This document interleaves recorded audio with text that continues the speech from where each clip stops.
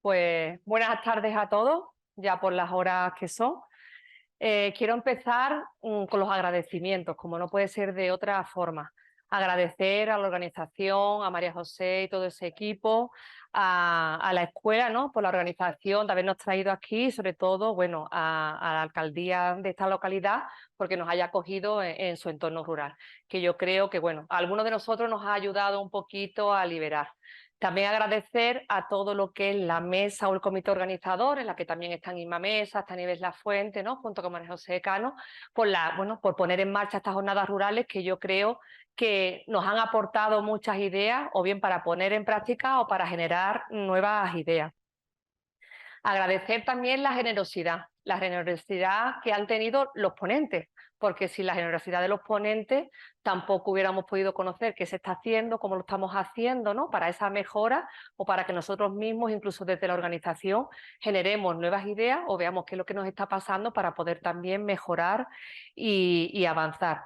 Y como que no, como no puede ser también de otra forma, ¿no? Agradeceros a todos que os hayáis desplazado hasta aquí, que estemos en este entorno rural, por eso son jornadas rurales, y a todos los que están también al otro lado de la pantalla, ¿no? Que a veces nos olvidamos que estamos también en streaming y también es un esfuerzo por parte de los que están al otro lado de la pantalla el poder mantenerse ahí, que siempre es más difícil que cuando estamos con carácter presencial. Deseo que estas terceras jornadas que hemos tenido hayan sido lo suficientemente fructíferas para que después lleguemos a nuestros centros y podamos poner en valor muchas de las aportaciones que se han hecho aquí. Y también que muchas de aquellas ideas que han surgido, en las que hemos podido ver problemas, entre todos podamos reunirnos, avanzar y mejorar para ponerlas en marcha. Voy a hacer unas breves pinceladas, bueno, como unas líneas sencillas, ¿no? De cada una de las mesas que habéis tratado cada uno de vosotros, tanto los moderadores con las conclusiones que hayan hecho, como con cada uno de los ponentes de todo lo que habéis hablado aquí en estos 2 días. En cuanto a la gestión de las agendas, ¿no? La importancia de lo que se ha hablado, sobre todo en el entorno rural, ¿no? Hablamos siempre de la longitudinalidad, hablamos de la accesibilidad que tienen que tener los pacientes, ¿no? Pero también tenemos que ser conscientes de lo que es la complejidad del entorno rural. No solamente porque muchas veces hay mucha más escasez de recursos humanos porque no suelen llegar, ¿no? O, bueno, estos puestos de difícil cobertura que hablamos, ¿no? Que no terminan de llegar a los centros que necesitamos, hay una escasez cierta de recursos, y también en el entorno de la accesibilidad tenemos que hablar de los tiempos y de las cronas. Ya lo decían muchos de los compañeros, ¿no? Que hablaron en la primera mesa, dificultad de que si yo tengo que ir a un aviso tardo mucho más, que mi agenda no es la adecuada, bueno, respecto a lo mejor lo que es un aviso en una zona más rural o metropolitana, y todo eso deberíamos de tenerlo de acuerdo a la gestión de la agenda. Hablando de la gestión de agendas, sabéis que hemos hablado ya en muchas ocasiones, ¿no? Sobre todo en nuestras videoconferencias, de la importancia de tener esas agendas disponibles, accesibles, que aunque parezca mentira y parezca que a lo mejor, bueno, reservamos algunos huecos, que no queremos decir que en algunos casos no sea necesario, es importante tener un abanico amplio y abierto con distintas disponibilidades, que sabes que tenemos la web, tenemos Clic Salud, tenemos Salud Responde, ¿no? Porque si damos la accesibilidad suficiente a los pacientes, probablemente esa disminución de las demoras o de los nerviosismos que tenemos en las colas en algunos centros, ¿no? Para poder pedir cita, también disminuirían. Entendemos la dificultad de algunas poblaciones en cuanto a esa gestión de agendas, pero debemos de intentar gestionarlas de la forma más adecuada, adecuándolas a las necesidades del momento, por eso son muy dinámicas, y a las necesidades de los recursos que también tenemos en ese momento, ¿no? Y hablábamos siempre de la necesidad de generar esas agendas por sustitución que a veces nos hacía falta. Le hablábamos ya con algunas de las delegadas de salud, ¿no? Que ayer preguntaron, bueno, ¿qué hacemos cuando nos faltan muchos médicos y no tenemos? Está claro, cuando nos faltan muchos médicos, la demora se va a ir, porque por mucho que queramos organizar o gestionar agendas por sustitución, va a ser complejo. Pero en la medida de que en aquellos centros que no tenemos disminución de recursos podamos hacerlo, es que es cuestión del compromiso nosotros como directivos de estar encima de nuestros cargos intermedios, sobre todo en las áreas, bueno, de distritos, ¿no? Para que esas agendas se estén revisando y se estén pudiendo llevar a cabo para que lo podamos realizar.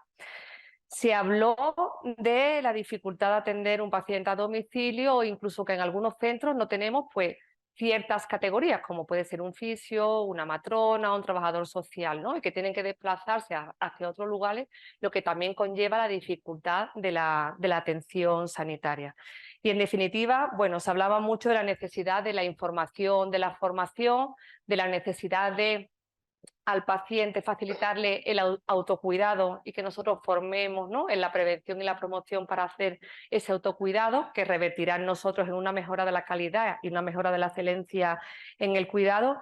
Y sobre todo, dos cuestiones: una, mejoraremos los resultados en salud que todos queremos, que generaremos costes indirectos que serán mucho mejores, y dos, sabemos que también en el ámbito rural, que eso a veces no pasa en el ámbito urbano, aunque es verdad que hay excepciones porque depende mucho de la persona, ¿no?, la relación médico-paciente siempre es mucho más cálida, mucho más cercana, mucho más fluida, porque el contacto es verdad que es mucho más cercano.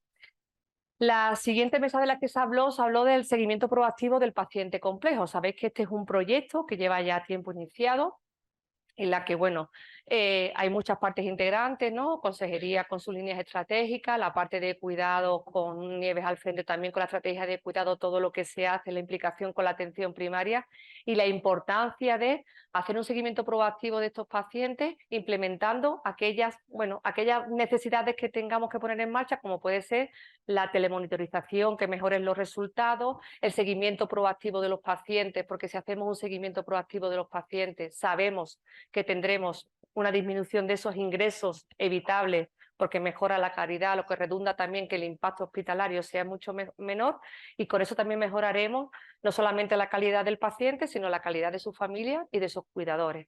Es importante insistir en eso y hacer que en la organización de esas agendas, donde tenemos los seguimientos de programas de salud, realmente los podamos llevar a cabo y los podamos hacer efectivos. Hablamos de monitorización, ya hemos hecho varios pilotajes. También, por si no lo sabéis, tenemos el pilotaje de diabetes con telemonitorización, que es importante, está dando buenos resultados.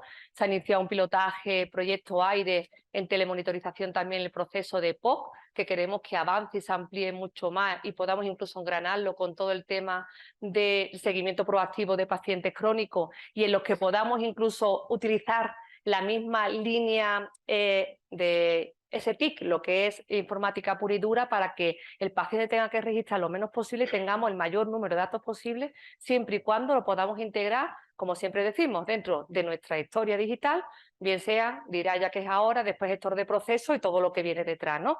Y la importancia de esos proyectos. Y otro proyecto que algunos de vosotros estáis participando como hospitales y primaria es insuficiencia cardíaca. Sabéis que tenemos un porcentaje alto de pacientes que ingresan en nuestros hospitales, que si realmente pudiéramos hacer con los recursos que tenemos un seguimiento proactivo de esos pacientes, muchos de esos pacientes que llegan a nuestros hospitales, y de ahí la importancia que también muchas de las gerencias y equipos directivos de hospitales que estéis hoy aquí, para que podáis entender también qué es lo que pasa en la primaria, para que también podáis ayudar desde el hospital a ayudar a esa primaria a seguir trabajando. Y no cabe que decir la importancia de la relación que tiene que haber entre primaria y hospital. Somos todos uno, tenemos que colaborar, tenemos que intentar organizar la ruta asistencial del paciente e intentar que los circuitos asistenciales mejoren de la mejor forma para que, bueno, el paciente no esté dando vuelta por el sistema de manera innecesaria. Voy a intentar no extenderme mucho, porque si no la consejera... después, el siguiente punto que hemos abordado ha sido la formación, ¿vale? De la formación deciros, bueno, que con carácter de equidad es verdad que ha habido un aumento de plazas con un mayor índice de oportunidad, que también se ha plasmado en lo que es la atención primaria, y sobre todo en el ámbito rural, ¿no?, por la importancia que tiene. Importancia porque es verdad que, aparte de utilizar estrategias con nuevas tecnologías o nuevas dinámicas metodológicas, como puede ser el learning o la simulación, ¿no?, también es importante que eso también nos ayuda a disminuir el impacto de algunos de los costes. Y deciros que desde el ámbito rural, en formación, también se está trabajando mucho, sobre todo desde el Plan Andaluz de Urgencia y Emergencia, ¿no?, en colaboración con el 061, de la importancia de reforzar la formación en el ámbito rural, sobre todo de cara al ámbito de urgencias. ¿Por qué? Porque la curva de aprendizaje muchas veces es menor, porque la asistencia que hay con carácter de urgencia es menor, e incluso a veces se da contradictoriamente el ámbito, o sea, la situación contraria, que es que Tenemos ámbitos rurales a los que el 061 no llega, eso lo sabemos todos, tiene que atender urgencias importantes con carácter de que el 061 no llegue, tenemos los DECU y también tenemos que garantizar que esa formación se haga con la suficientemente curva de aprendizaje para poder dar respuesta a lo que nuestros pacientes necesitan en el ámbito rural. Y eso también hará que disminuyamos la variabilidad y que nuestros profesionales se sientan más cómodos a la hora de trabajar y los sesgos o los errores que tengamos sean mucho menores. Y por ello hablamos de camino de seguridad del paciente.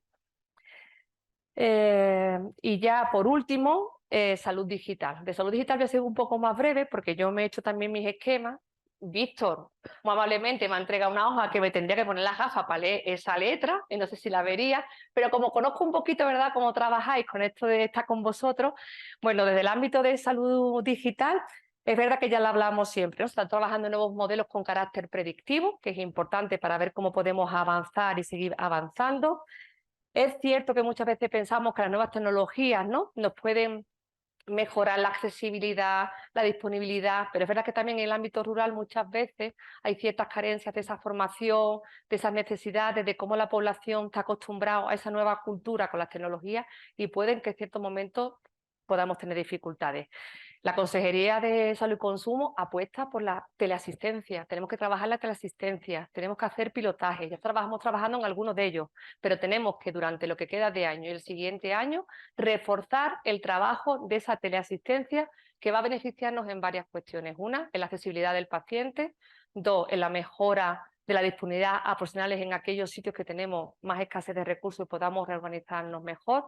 Y tres, formar o dar una prestación con un carácter de simultaneidad en algunas de las cuestiones que también ayuden a evitar muchas de las patologías que podamos llevar a cabo. Y qué decir ya por terminar, bueno, pues que las tecnologías es verdad que es una parte del eje transformador de la asistencia sanitaria. La pandemia lo que hizo fue acelerar todo lo que es el ámbito de la digitalización, ¿no?, y de la teleconferencia y la teleasistencia, pero que yo creo que de la pandemia también nos tenemos que quedar con eso, es decir, seguir avanzando en lo que son las tecnologías, aplicarlas realmente donde sean necesarias, no todo vale ni en todo sitio vale, usarla con cabeza y con sentido común. Desde centrales intentaremos organizar toda esa prestación para que tanto los ciudadanos como los profesionales pues, puedan usarla de la forma más adecuada para dar la respuesta adecuada. Yo ya lo dejo aquí, tiene que pasar la consejera ahora a hacer su clausura. De verdad, de corazón, daros las gracias porque estéis aquí. Para mí ha sido un momento muy agradable. La noche bueno, el día de anoche, ¿no?, la cena fue muy agradable porque pudimos hablar con cada uno de vosotros y bueno, esperemos que las siguientes jornadas que se hagan el año que viene sean iguales o mucho mejor que estas. Muchas gracias.